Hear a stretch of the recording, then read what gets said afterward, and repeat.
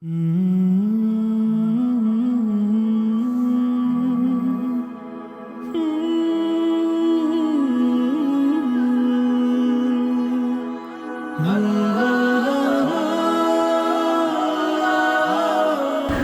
عبدالعلیم صدیقی جو 1950s میں حضرت شاہ عبدالعلیم صدیقی رحمۃ اللہ تعالی علیہ نے سنگاپور کے اندر قائم فرمائی، اور الحمدللہ آج ہمیں یہ شرف حاصل ہوا کہ میں بردر جیفری کے ساتھ یہاں آج آیا ہوں، اور بالخصوص میں پاکستان کے لوگوں کو یہ بتانا چاہتا ہوں کہ حضرت شاہ عبدالعلیم صدیقی رحمۃ اللہ تعالی علیہ کا کتنا بڑا اثر ہے جو پوری دنیا میں آپ کو نظر آ رہا ہے۔ اور ظاہر ہے کہ جب کوئی بات اللہ اور اس کے رسول صلی اللہ علیہ وسلم کی محبت میں دل کے ساتھ کی جاتی ہے تو اللہ تعالیٰ اس نفع کو دنیا میں قائم رکھتا ہے۔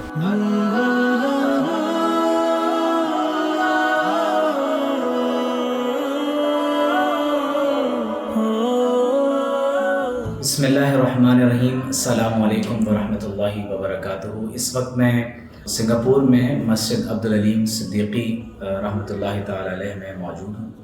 آپ کو اس مسجد میں آپ صلی اللہ علیہ وسلم کے اسماء مبارکہ کی بہت خوبصورت کیلیگرافی آپ کو نظر آ رہی ہے، اور ساتھ میں آپ کو بہت خوبصورت اللہ تعالیٰ کے اسماء مبارکہ لکھے ہوئے نظر آ رہے ہیں۔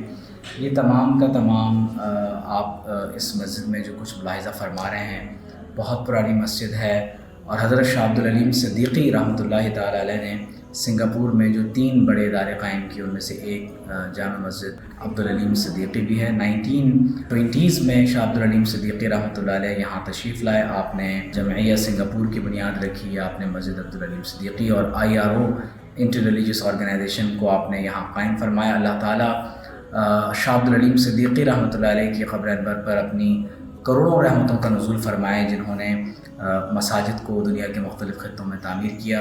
حضور علیہ السلام نے فرمایا کہ من بنا مسجدا للہ بنى اللہ لہ بیتا فی الجنہ۔